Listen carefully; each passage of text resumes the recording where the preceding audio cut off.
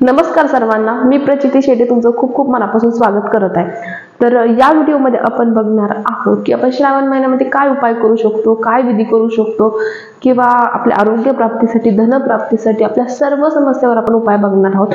तर आवर्जून जितके होतील तितके उपाययोजना नक्की करा, याचा फायदा नक्कीच तुम्हाला खूप छान प्रकारे बघायला भेटतो। तर आपण जे काही श्रावण महिन्यामध्ये करत असतो त्याचं फलप्राप्ती आपल्याला अतिशय सुंदर प्रकारे बघायला भेटते। तर आवर्जून श्रावण महिन्यामध्ये हे उपाय नक्की करा। तर सुरू करूया।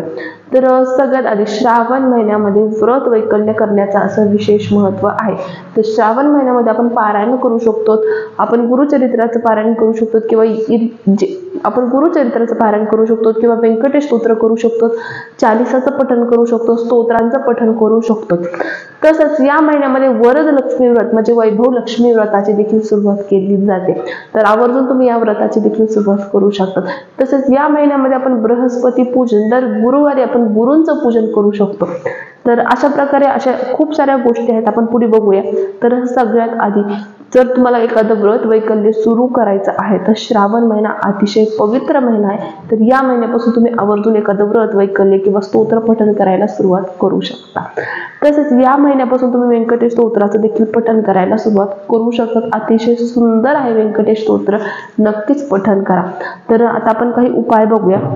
तर सगळ्यात महत्त्वाचं म्हणजे आरोग्य असतं। तर आरोग्य प्राप्तीसाठी आपण उपाय काय करू शकतो?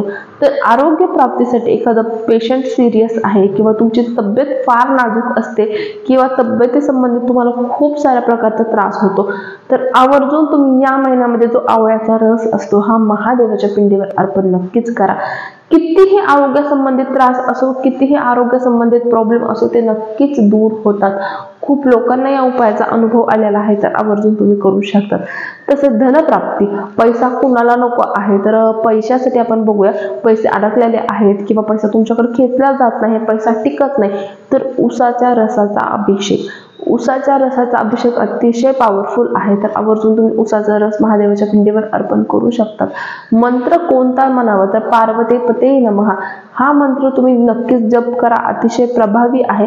तर किंवा ओम नमः शिवाय केला तरीही चालतो।